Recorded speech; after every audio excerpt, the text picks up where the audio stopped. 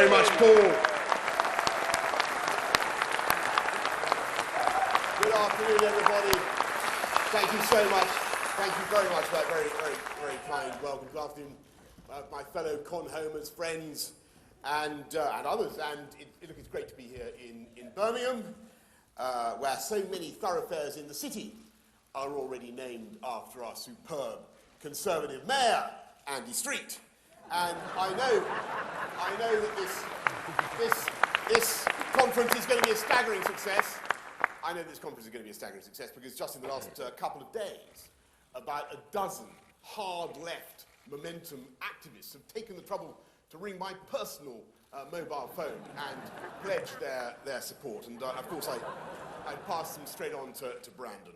I want to also to congratulate my friend Philip Hammond for predicting that I will never become Prime Minister. Yesterday I saw he said it, which is the first Treasury forecast in a long time, I think, to have a distinct ring of truth. And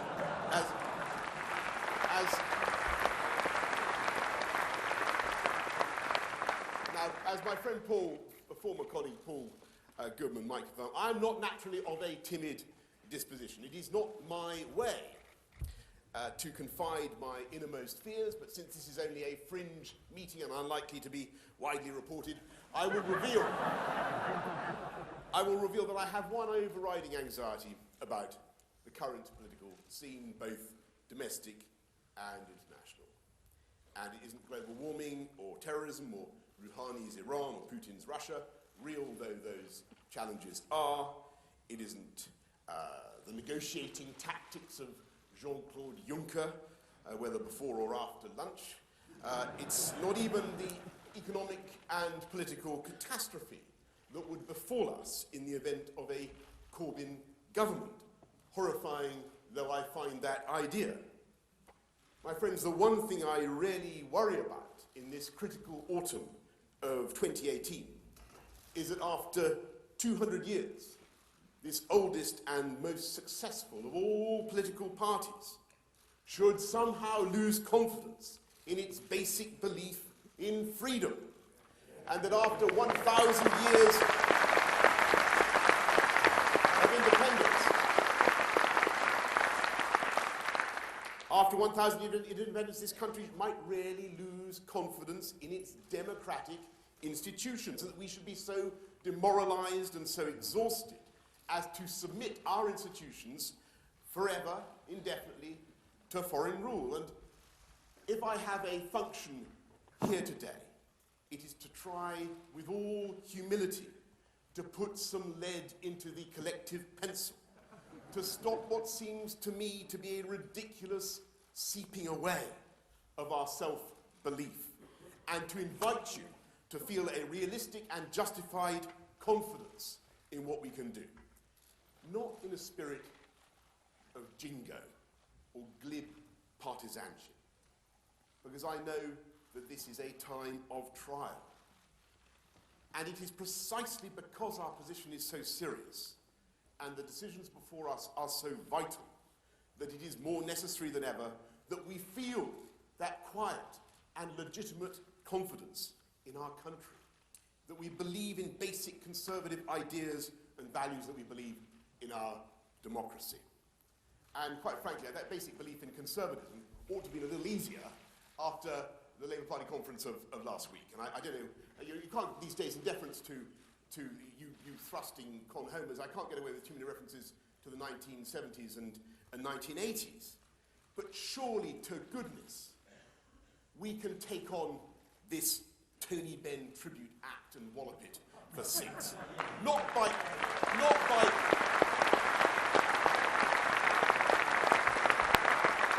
imitating them, not by capering insincerely on Labour turf. We won't get anywhere by metaphorically acquiring beards and string vests or allotments. I've got nothing against beards. I hasten to say I tried to grow one over the summer. It's horrific.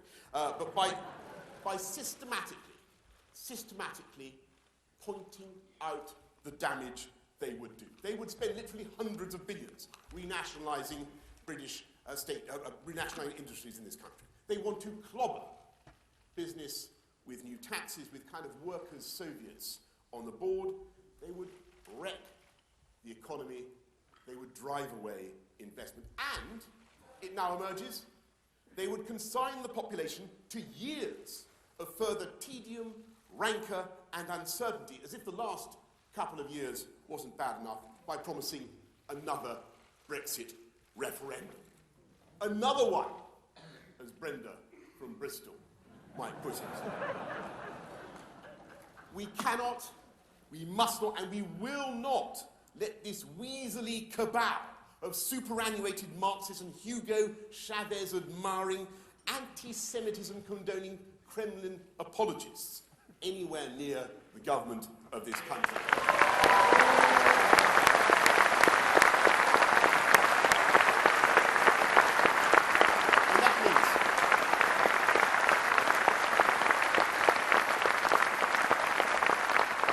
And that means instead of aping Corbyn, we have to take our basic conservative ideas and fit them to the problems of today. And it's true that the old conservative buzzword of choice has a different resonance these days. In some respects, we have more choice than you can shake a stick at. You can watch virtually anything you want, anytime, anywhere. Some of you, I see, are doing it already. We can zoom off to Airbnbs on cheapo flights. Our food is better, our cars are faster, our life expectancy is a lot longer. And yet there is one huge difference between a baby boomer like me and all you thrusting con-home millennials. And in one way in which opportunity has diminished, and that is in the scope of the younger generation with their own resources to buy somewhere they can live that they can call their own. And it's a disgraceful fact that we now have lower rates of owner occupation for the under 40s than in France or Germany. And that reflects the failure of governments for the last 30 years to build enough housing, but it is also a massive opportunity for us Tories. If we rise to the challenge, if we get it right, it is an open goal. Because this is one of those critical issues where, in the phrase of Chris Patten, the facts of life do turn out to be conservative. And Labour's instincts actually clash in a fundamental way with the instincts of ordinary people. And worse still, Labour's political interests, which centre on the building and control of state-owned housing, are diametrically opposed to the interests of most families. And I remember when I first realised that we Tories were absolutely right about housing. I was a reporter on the Wolverhampton Express and Star, not far from here. And I went out to see a couple who complained about damp. They didn't normally do damp stories, but I was sent on that. And it was a terrible scene.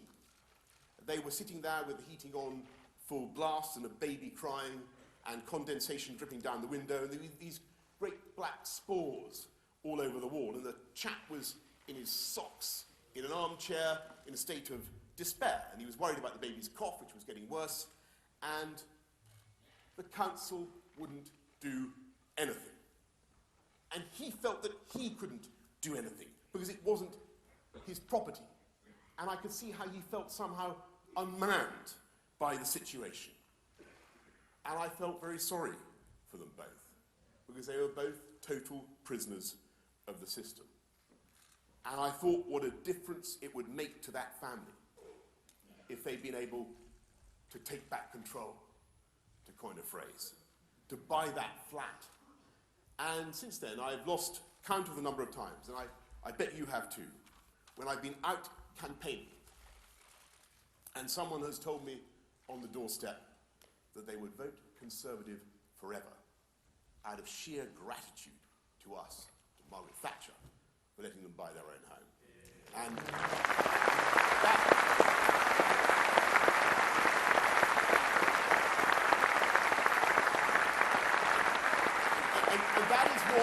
that is what people want. People want the pride of a place they own, a sense of excitement. It's probably been common to humanity since the first couple took vacant possession of a mud hut in Mohenjo-Daro. And yet, Labour hates that instinct, and Corbyn hates that instinct. Because although they themselves live in rather nice Islington townhouses, which they own, they would much rather that the electorate stayed in social rented accommodation. passed by hereditary right, as incredibly these state-owned dwellings are, from one generation to the next. And they like it that way because they know that as soon as you get a mortgage and as soon as you have a stake in society, you are less likely to go on strike and you're more likely to vote Conservative. And if you stay in social rented accommodation, you're of course more likely to vote Labour. But I tell you something, my fellow con-homers, the paradox is that that Conservative approach not only delivers more homes for private purchase, but it delivers more affordable homes as well, more homes for all tenures. And if you look at the record, for instance, at the previous Mayor of London, something that my friend Philip Hammond might care to consult, you will see that not only did crime come down by 20%, and the murder rate down by 50%, death by fire down 50%, road care size down by 50%, tube delays down by 30%, beautiful new bus, beautiful bikes, millions of trees planted, 2 new river crossings, crossrails started, tube extended capacity, record investment, new museums in East London, and so on and so forth. And, by the way, NB Treasury Council tax cut by 20%. He did ask that point.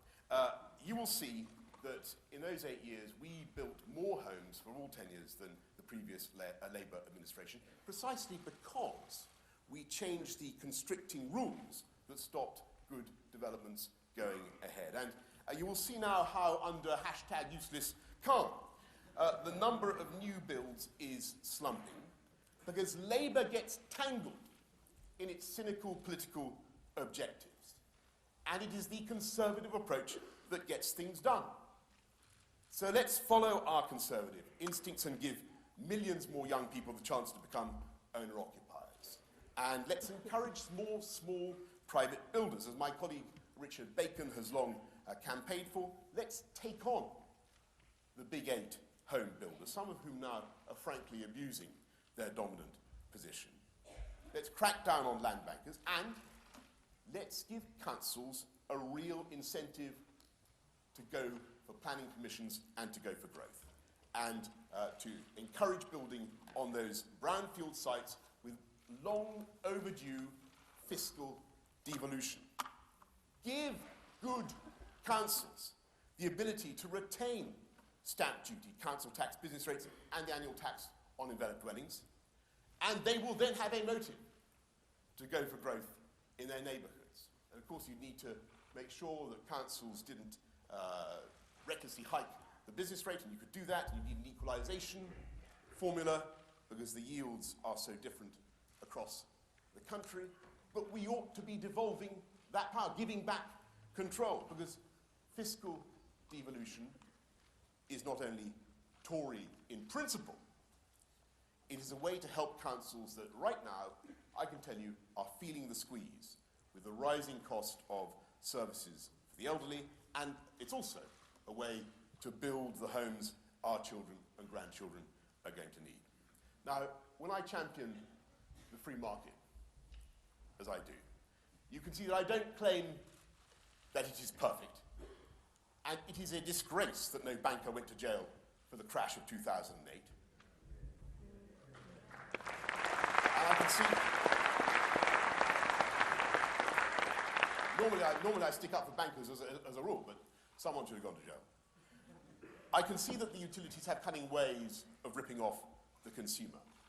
But the occasional failure of markets, no matter how conspicuous, does not mean that state control is better.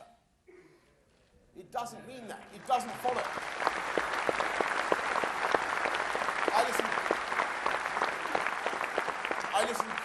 I listened carefully to Jeremy Corbyn last week, and it was astonishing that he had absolutely nothing to say about the wealth-creating sector of the economy. The people who get up at the crack of dawn to get their shops ready, the grafters and the grifters, the innovators, the entrepreneurs. He didn't mention any successes. He didn't mention a single sector of the British economy. Nothing interested him, except insofar as he wants to nationalise 10% of every company of more than 250 employees.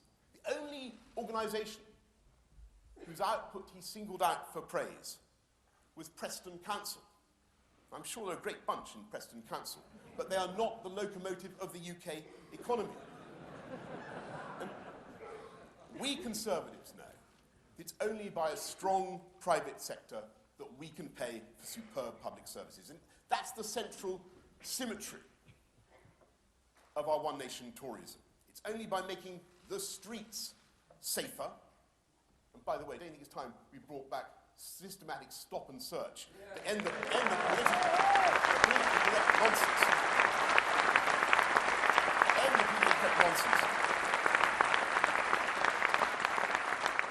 that has endangered the lives of young people in our capital and elsewhere.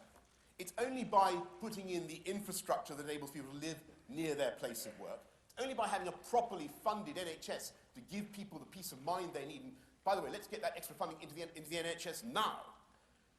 It's only by making sure that young people have the skills and the training that they need that you can create, by that public investment, you can create the platform for businesses to grow and succeed. And that is how to solve the UK's productivity puzzle. It is that virtuous circle, that symmetry, that means we must, on no account, follow Corbyn and start to try to treat capitalism as a kind of boo word. We cannot lose our faith in competition and choice and markets, but we should restate the truth that there is simply no other system that is so miraculously successful in satisfying human wants and needs. And we should set our taxes at the optimum rate to stimulate investment and growth, and we should not be constantly aiming to increase, but rather to cut taxes.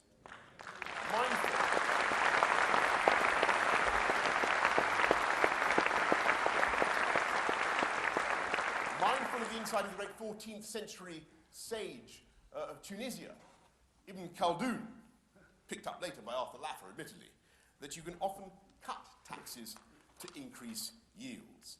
And we should have as our objective, as soon as possible, to cut taxes for those on low and modest incomes. And let's say now, as a Conservative Party, no new tax increases, because it is conservative to give people back control of their money.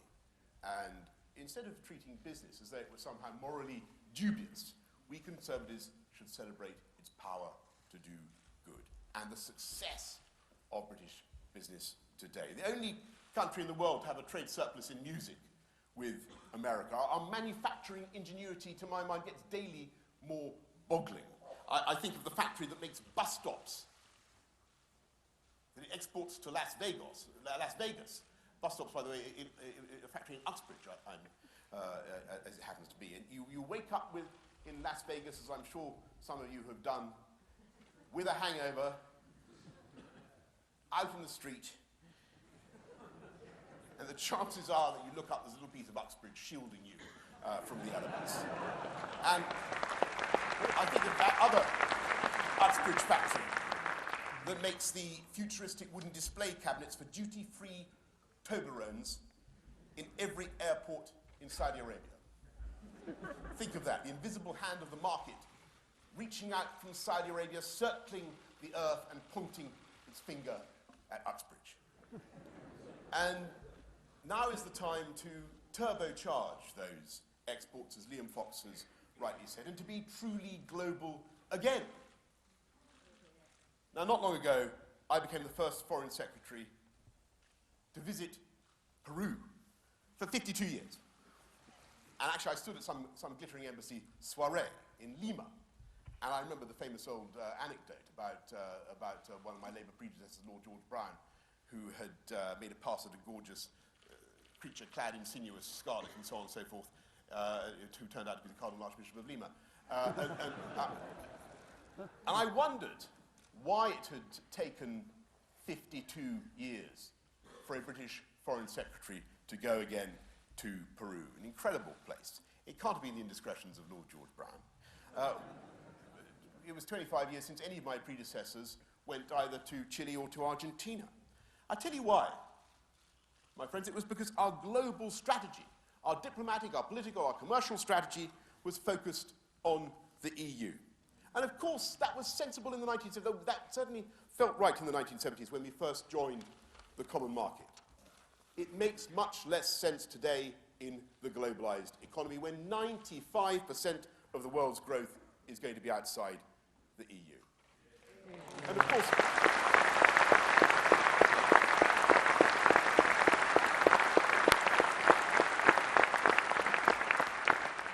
course, the EU is and always will be colossally important to us. But the rest of the world is proportionally gaining ground. And I was thrilled to find that even though our trade with these Latin American countries is still relatively small, way behind our competitors, the UK is already the second biggest investor in Peru. We already do the second largest quota of Argentinian Malbec. And following the success of the 2012 Olympics, which I forgot to mention earlier on, there are British consultants helping with the Pan American Games in Lima. And these are just the beginnings. Think what we could do if we had proper free trade deals. And that is why it is so sad and so desperately wrong that we are preparing to agree terms with Brussels that will make it much more difficult, if not impossible, to do such deals. And that's why it was such a mistake of us to leave on the Chequers terms, locked in the tractor beam of Brussels. We will not only be prevented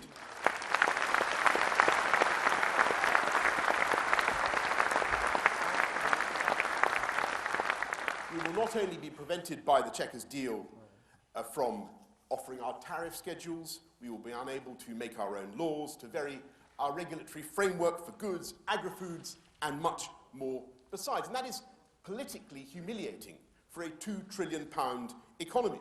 And it occurs to me that the authors of Chequers risk prosecution under the 14th century statute of praemunire, which says that no foreign court or government shall have jurisdiction in this country. It would mean...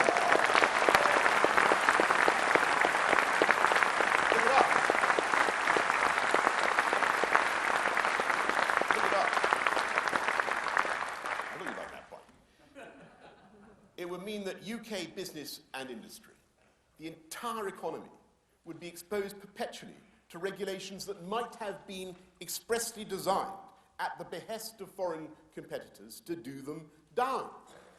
It would mean that whatever the EU came up with in future, banning the sale of eggs by the dozen, banning diabetics from driving, banning vaping, whatever, and all those have been at least considered by Brussels in the last few years. All this nonsense we would have to implement with no ability to change or resist. That is not pragmatic. That is not a compromise. It is dangerous and unstable, politically and economically. My fellow Conservatives, this is not democracy. That is not what we voted for.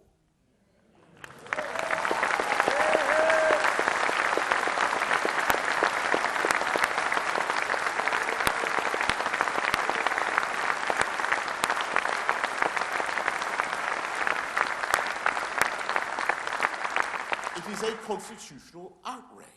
It's not taking back control, it's forfeiting control. And by the way, they know it in Brussels. Don't be fooled by the suggestion that the EU will ultimately reject these proposals, because what they want above all is to demonstrate to any other country that might dream of following suit that you cannot leave the EU without suffering adverse political and economic consequences. And what the Chequers proposals show is that the United Kingdom, for all its power and might and network of influences around the world, for all its venerable parliamentary history, was unable, ultimately, to take back control. And instead of reasserting our ability to make our laws, the UK will be effectively paraded in manacles down the Rue de la Loi like karatekas. And do not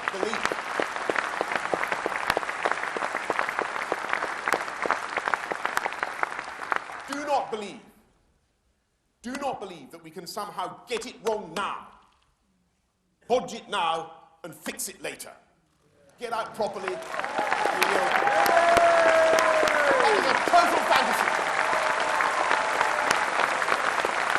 a total fantasy.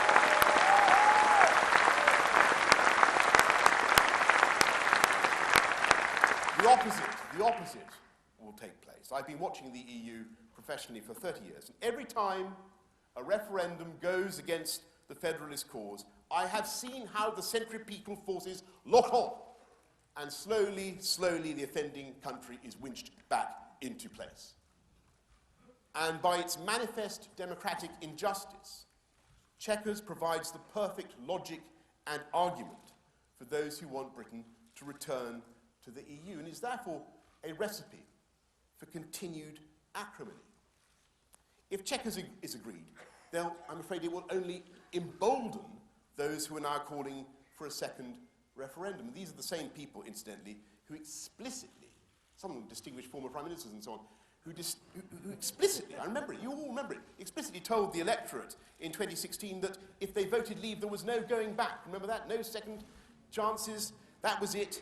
We're leaving the customs union and the single market. They now say that no such thing was on the agenda, but that was what they said then. And they said that the people had to get it right in 2016 because they would never be asked again. And they are now cynically campaigning to do just that in a way that I think would be disastrous for trust in politics.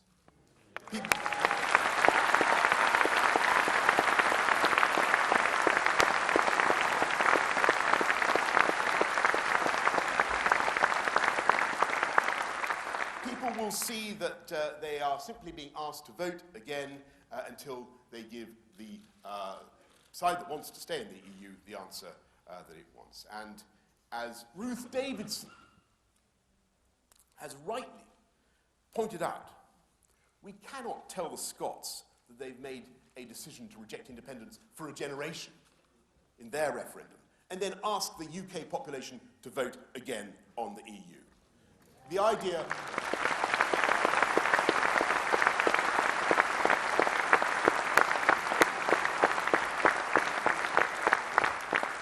The idea of a second vote is infamous, but the obvious democratic fragility of the Chequers proposals will only intensify such calls. And do not believe them, finally, when they say there is no other plan and no alternative.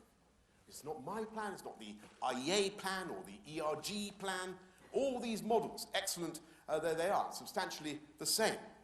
Super Canada deal, free trade deal, plus a deep and special partnership with our friends and partners in the EU. They're all derived from the Prime Minister's own vision at Lancaster House.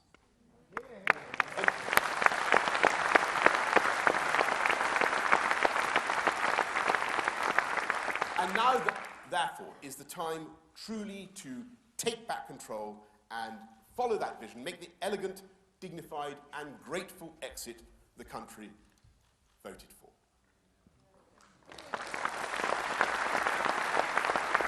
This is the moment. This is the moment to do that. And there is time. This is the moment to chuck Chequers.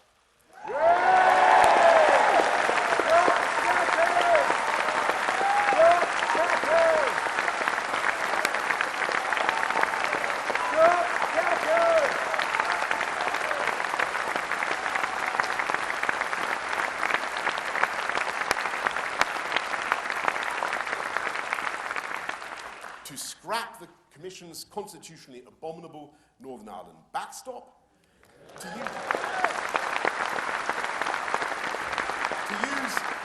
use the otherwise redundant and miserable implementation period to the end of 2020 to negotiate the Super Canada FTA, Free Trade Agreement, to invest in all the customs procedures that we will need to ensure continued frictionless trade, and to prepare much more vigorously than hitherto for coming out on WTO terms. And if we get it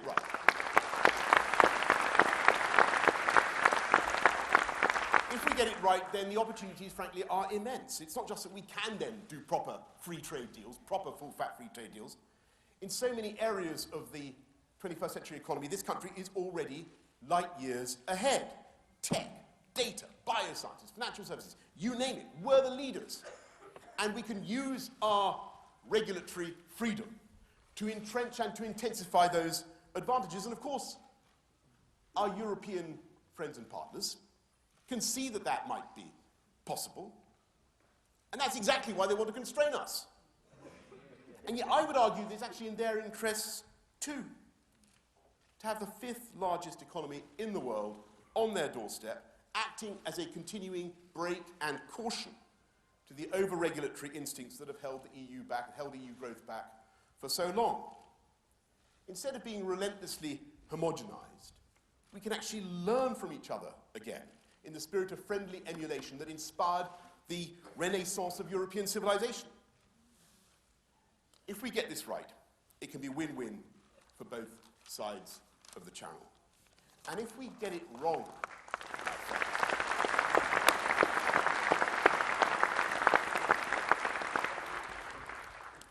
if we get it wrong, if we bottle Brexit now, believe me, the people of this country will find it hard to forgive. If we get it wrong now and we proceed with this undemocratic solution, if we remain half in, half out, we will protract this toxic, tedious business that is frankly so off-putting to sensible, middle-of-the-road people who want us to stop talking about Europe and get on with their domestic priorities. And we should be.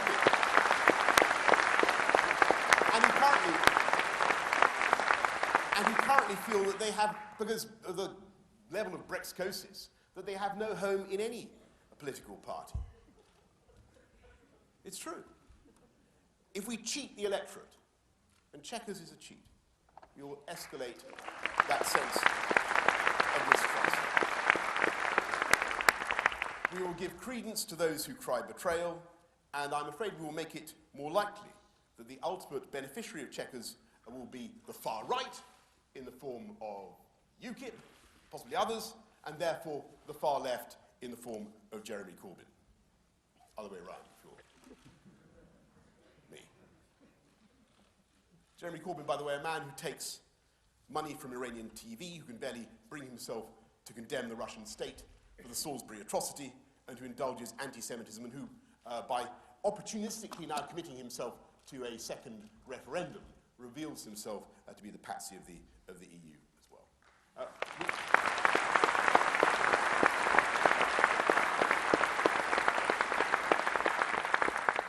We cannot allow that to happen. We must not allow it to happen. And so, for one last time, thank you all for coming along here today. And I hope you will join me in urging our friends in government to deliver what the people voted for. To back Theresa May in the best way possible by softly and quietly and sensibly supporting her original plan. And in so doing, to show confidence in conservatism and to show confidence in our country. Yeah. Because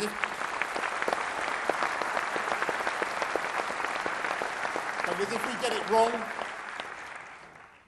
it wrong, we will be punished. But if we get it right, we can and will have a glorious future, and this government will be remembered for having done something brave and right and remarkable and in accordance with the wishes of the people.